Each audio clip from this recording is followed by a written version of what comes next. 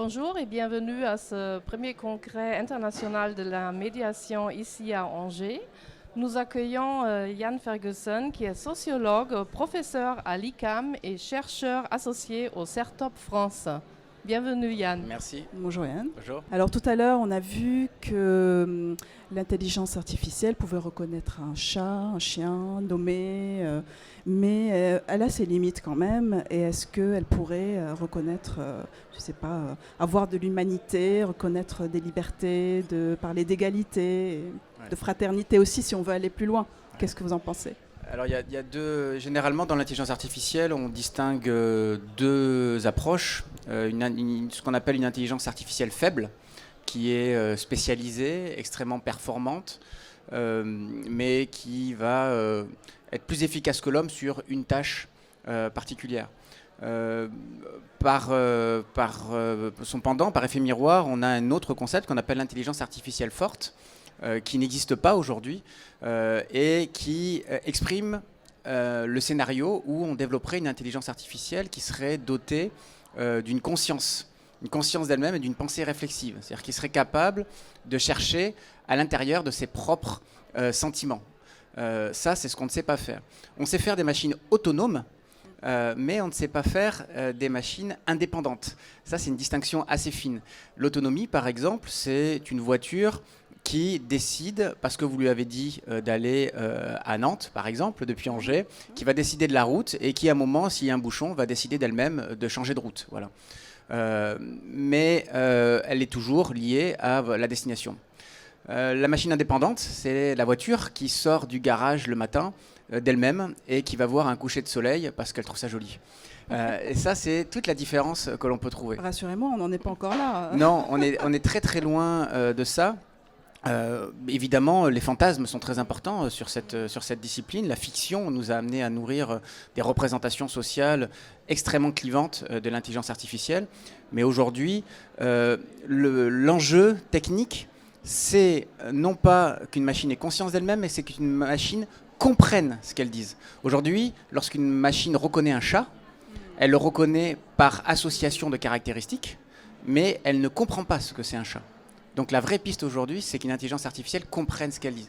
Et c'est très différent d'avoir conscience de soi. Pourquoi nous avons besoin de programmer une machine à faire tout cela?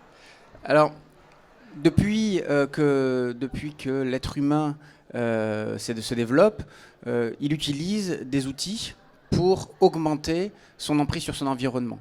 On parle d'homo faber, l'homme qui fait, et ça c'est une donnée anthropologique majeure. L'homme n'est pas une espèce dominante, pour le meilleur ou pour le pire, ça c'est un autre débat, parce qu'il serait extrêmement puissant physiquement. C'est pas le roi de la jungle comme le roi lion.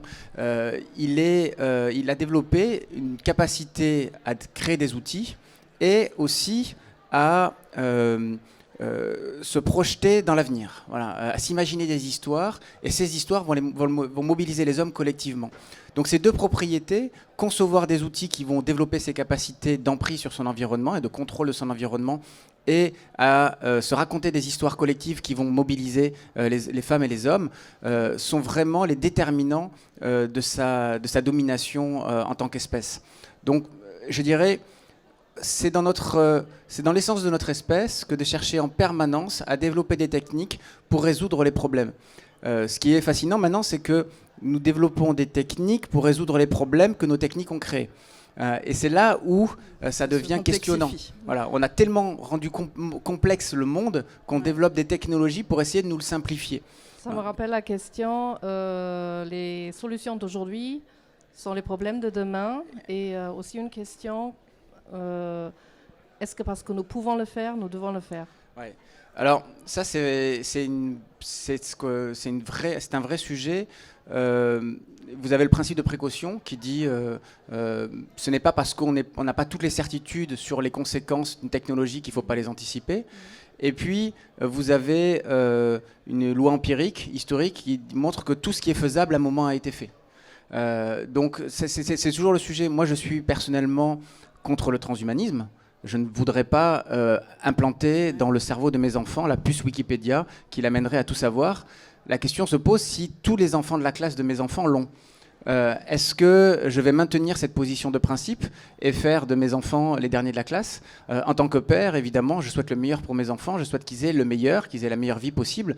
Et que va-t-il se passer si tous les gens qui les entourent ont cette fameuse puce Wikipédia qui n'existe pas, je vous rassure, mais c'est une expérience de pensée. Pourquoi pas? Voilà. C'est là où on se pose la question des limites, justement. Jusqu'où peut-on aller? Est-ce qu'il ne faudrait pas, justement, mettre ces limites assez rapidement?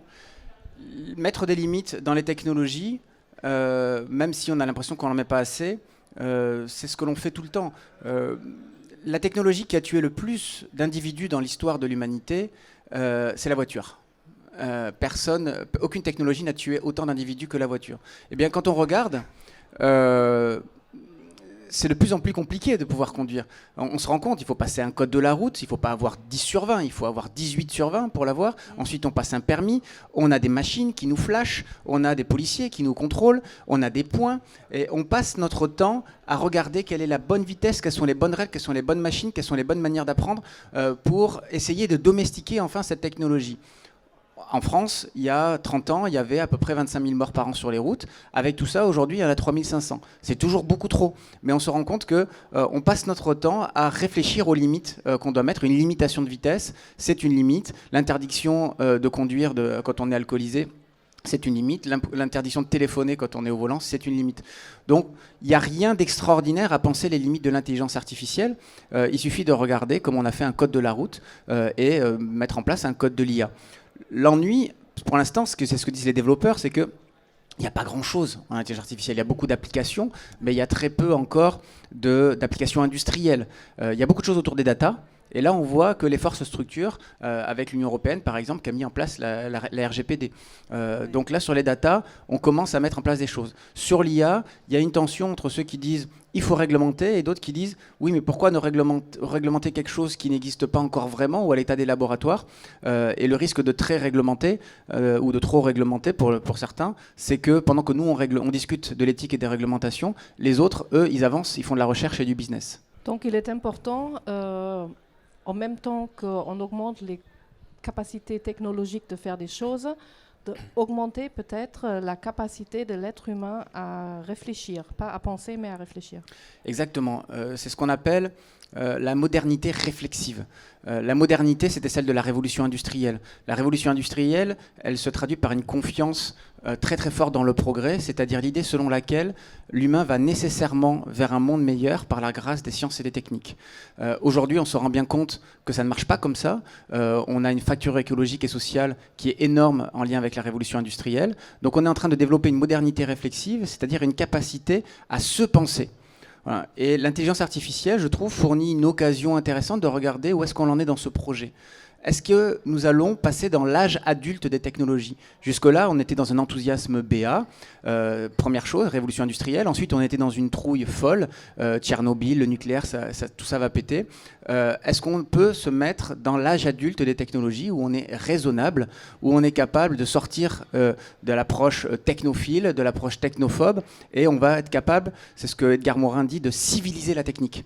C'est-à-dire de sortir de l'ère de la barbarie des idées et de la technologie, mais on va passer dans une étape de civilisation de la technique. Merci beaucoup, Jan Ferguson, de ces réponses. Merci.